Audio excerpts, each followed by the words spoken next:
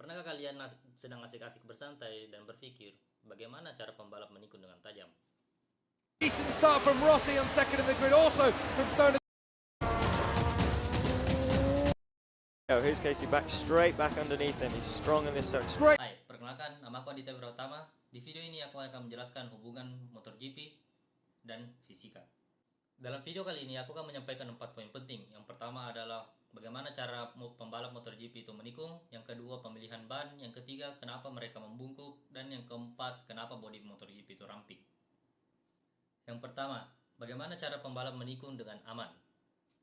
Dan seperti kita ketahui, pembalap MotoGP itu menikung sangat ekstrim. Hal ini menyebabkan timbulnya pertanyaan besar, bagaimana cara mereka menikung dengan aman. Mereka menikung dengan cara menerapkan ilmu fisika yang biasa disebut dengan gaya sentrifugal. Secara fisika, semua benda yang bergerak pada garis lengkung hendak mendapatkan gaya yang arahnya menjauhi titik lengkungan. Semakin tajam tikungan, maka jari-jari jalan akan semakin kecil dan gaya sentrifugalnya akan sangat membesar.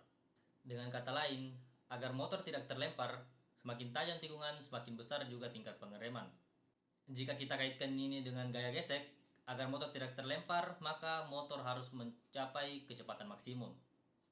Poin yang kedua adalah kenapa pemilihan ban itu sangat penting. Hal ini disebabkan karena ban memiliki erat kaitannya dengan gaya gesek. Gaya gesek dipengaruhi oleh beberapa faktor. Yang pertama itu adalah kekerasan benda dan berat benda. Oleh sebab itu, pemilihan ban saat pertandingan itu sangatlah penting. Dan biasanya ban-ban ini disesuaikan juga dengan cuaca yang sedang terjadi. Oke, poin ketiga adalah kenapa pembalap harus membungkuk. Dengan membungkukkan badan, akan memperkecil permukaan badan yang terkena angin dan membuat laju motor menjadi lebih maksimal. Dan poin yang terakhir dan yang keempat, kenapa bodi MotoGP itu ramping. Pada poin yang keempat ini erat hubungannya dengan poin yang ketiga, mengapa pembalap harus membungkuk dan mengapa bodi MotoGP itu ramping. Hal ini bertujuan untuk memperkecil bodi motor yang terkena angin dan memaksimalkan laju motor. Kenapa hal itu bisa terjadi?